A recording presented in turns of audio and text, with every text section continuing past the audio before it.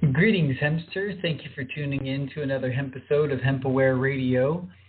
Here to empower your hemp company and your hemposphere. If you have a hemp company or you're a hemp entrepreneur and you need help making more sales or getting more leads, fine-tuning your website and getting seen with some masterful branding, graphic, and web design services, then feel free to reach out to us on hempaware.com to schedule a free demo call, and we'll help you make it hempin'. My name's Tyler Hemp here, your hemp-entrepreneurial host, here to empower and hemp-educate your hemposphere because it's important for food, homes, clothing, energy, healing, so much more. And on today's Hemp Educational Show, I have special guest Luis Velasquez with ShorelineOrganics.com.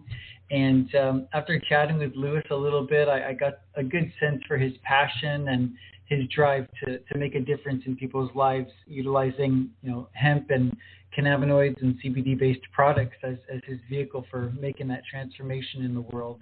And so Shoreline Organics was founded in 2020 by two U.S. Navy veterans, Luis Velasquez and his business partner Patrick Kirkwood. They're co-founders, and they came together during a grueling deployment around the world from Washington State to Virginia and decided to spread their love for hemp.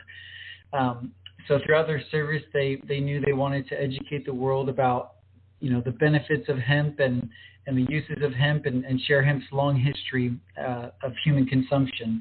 And they plan to show the world just how useful this plant can be with their brand and their products. And so check out their website, shorelineorganics.org. And I look forward to sharing with you what he's doing with marketing his company and their products. And in that spirit, to empower you on your hemp entrepreneurial journey, welcome to the show, Luis. Luis, welcome to the show. I'm glad to have you. Appreciate you, Tyler. Good afternoon, everyone. Hope you're all having a fantastic day. Yeah, so tell me a little bit about your background, our listeners. Like, where were you born and kind of what led you up to being introduced to hemp for the first time? So I was born and raised in Miami, Florida. Just moved back recently. Just got back from Hawaii, actually, so pretty cool change of atmosphere. Yeah. So I was first introduced at a pretty young age. I was in high school, a freshman, and I got introduced as hemp as a practical use. So freshman year of high school, I did a paper for a class I was in for African and African American history, and it was on Ethiopia. And throughout the history of Ethiopia, they've actually used hemp a lot for several industrial reasons, and pretty cool stuff. So ever since then, I've kind of felt like, we can mirror that, and from what I've understood, America has before. Right on. So that was back. You said out of a freshman in high school, right? Writing a report. Nice. So and tell me a little bit more about your background, like your area of expertise. I know you served in the service. I really appreciate your service, and tell us a little bit more about that and how you started working with hemp as a cannabinoid-based products. Appreciate you, Tyler. And so in the Navy, I was a mechanic. I did a lot of mechanical things, very out of my element, if I do say so. I worked with a lot of guys who are very mechanically inclined, and I, for one, can dabble, but not the cream of the crop. Yeah, now with cannabinoids, I feel like a whole new future for the people that I can interact with and try to educate them on the benefits, what it can do. Totally. So as far as, you said you saw this Ethiopian history, was there a particular use that they had for the plant that inspired you, or what was it that inspired you in particular to work with cannabinoids versus, fiber or seed or other aspects of the plant? So honestly, for me, topical uses are really good. Definitely help with the skin, inflammation. I actually do have them on my skin, so it definitely helps putting it on, rubbing it in the skin. Mm-hmm. You know, non-psychoactive, non-steroid cream, very natural, true practical medicine. Is that one of your products? The Yeah, salve? yes, it is. We actually have it as relief balm, just to give Mm-hmm. it a more practical name. Nice. So you're making these products and putting them online, out, talking to people, sharing it with your customers. And as a hemp-entrepreneur, what would you say are some of the most important resources that you've used to help you start your hemp company that you could share with others? Definitely networking. Mm-hmm. The hemp industry nowadays is easier to talk about and should be more confident in their businesses and understand that it is socially acceptable to run these legitimate businesses now, where you can say, yeah, I have a CBD company, I have a hemp company, these are the uses I have for it, and really putting your name out there and talking to people. You know, like we spoke earlier and led up to this radio show, networking, continue to speak, interact with people, and try to spread the message. Mm-hmm. Mm-hmm. Awesome. So where would you say the CBD market is today? I know you guys started back in 2020 and you've probably studied it and seen the changes. Where would you say it is today in terms of where it might be heading and some of the changes we could expect? So as it is right now, it is a multi-billion-dollar company. And that's amazing to see, especially how recently it became legalized, manufacture and distribute. So you mean industry? Did you say company or did you mean industry, like the yeah, in the cannabis industry, excuse me. Yes. CBD in particular? Yes, CBD and hemp, the Yeah, Farm the cannabis. Act of 2018. So since then, the market's really taken off, and I can only see it going up from here. I mean, with legislation doing better, hopefully in the near future and thereafter, I definitely see this market only going up.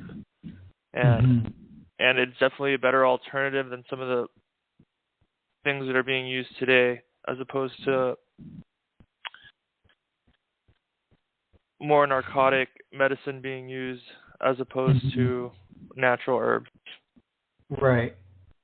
Maybe extracted, put in more topicals, more strategic formulas where now that cannabis is legal or industrial hemp is legal in all 50 states, there's access to research and labs and testing and things that we didn't have in the past, different formulas that can now be developed and studied. And so I agree. I think there's huge potential still for CBD and all the other cannabinoids that we're finding in the other compounds in the cannabis plant.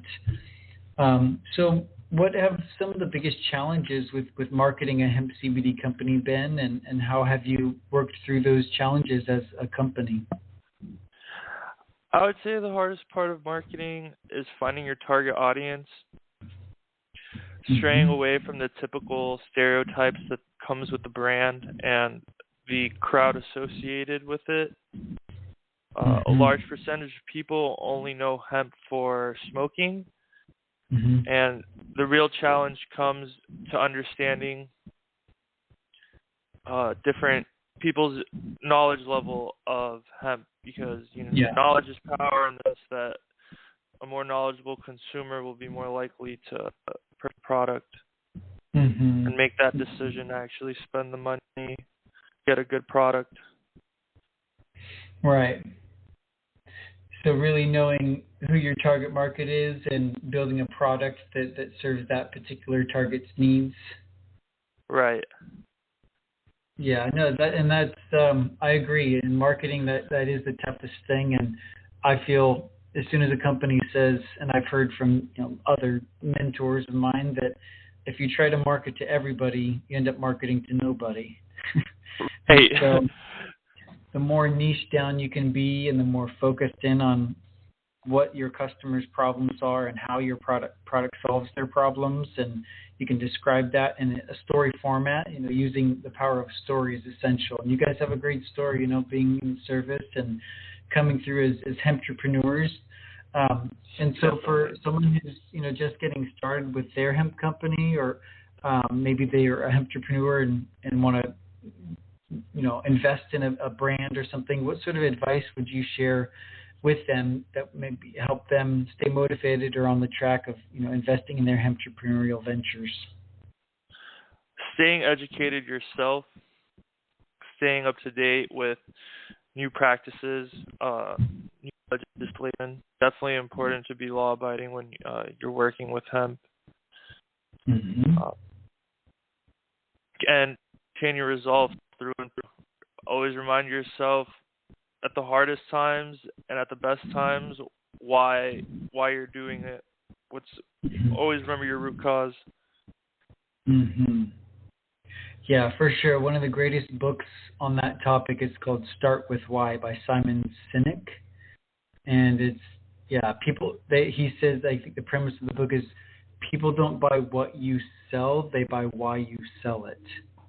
And they don't buy what you do, they buy why you do it. So, yeah, it's super crucial to know your why, to know your center. So, yeah, as far as like cannabinoids, CBD in general, what's like a fun fact or something cool you could share about that topic that that most people don't know about? So crazy. Hemp used to be one of the most valuable crops grown in America. When the first settlers came and started building it up, there was an abundance of hemp because it's easy to grow, it cures soil, and it has many uses, many resources to be made out of it. Mm-hmm. So 2 to 250 years of history of hemp in American soil, and I'm hoping that the future will hold the same for us. Mm. That's crucial. Yeah, I agree. It's wild because metaphorically speaking, I like to say that hemp has been swept under the synthetic rug for the last century, and it's finally breaking through. The weak fibers of the petrochemical fabric of life. So it's all happening, as we like to say. But that was inspiring. I appreciate that. So share a little bit more about your product line and Shoreline Organics. Any thoughts you have on your products and why people should utilize them in their lifestyle? Yeah, for sure. So our hemp right now is American grown. We also have a distributor out in Argentina that is grown by indigenous people out in the Amazon, and we also have products that get grown here on American soil. So we like to be as close to the people as possible and hit all our target groups. Patrick and I both him being half Latino and me being full Hispanic, we like that we could be close to the Hispanic culture as well as everyone else in America. Mm-hmm. So that's pretty cool. And so the topicals we have are great. We also have the tinctures. We have tinctures for dogs, salmon flavored. I actually have a Australian Shepherd. He loves them. Mm-hmm. He can be rowdy sometimes. Give him a couple drops, and he's great. What's his age?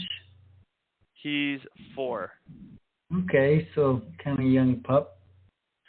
Yeah, it's great. It's weird. So Australian Shepherds, one of the rare breeds that I see, they're very hyperactive even at old age. Mm-hmm. Well, they had to shepherd all of the sheep or something, right? Yes, yeah, they're cattle dogs. Cattle, okay. Right on. Well, yeah, definitely. Beautiful dog. So also we have capsules, and we have capsules with turmeric and melatonin as well as just CBD. Mm-hmm. We offer them in 25 and 50 milligrams. The tinctures are great for inflammation. It's almost getting a double dose of inflammation with the CBD and turmeric together. The melatonin is a nice, subtle sedation. You feel relaxed. It's subtle, and then fresh sleep. Wake up feeling like a champ. Nice. Right on. Well, you heard it, folks. ShorelineOrganics.com. Do you go by Louis or Louise? I go by Louis. I actually got that question asked earlier, so okay. I get scolded by the Hispanic culture because I refer to myself as Louis and my name is pronounced Luis. Right. So I just grew up being called Louis by friends, and it just stuck with me. It's almost like my nickname. Yeah. Right on. Well, it symbolizes your roots in different cultures. It's great. Most definitely. Well, I appreciate you being on the show and sharing your vision and products. And if you have any last words to share with our audience, I appreciate you being here. Yes. I want to thank you, Tyler, and I also want to say that I hope that you can find great textures and fibers out there with what you do as well. I want to thank you for giving Patrick and I the opportunity to showcase what we have to offer to the world, or at least the 50 United States. And we just appreciate the opportunity, and we hope to see other people on the show that you can give the opportunity to. Right on. Thank you, man. Yeah, this is what keeps me going, keeps me alive, and I remember at a very young age seeing hemp as the vehicle for creating peace on earth, and I feel like it's literally the fabric of life that's tying us together to empower our economy and our ecology, and so it's awesome to see companies like yours coming online, and we look forward to empowering your hemposphere as well as all y'all listening out there.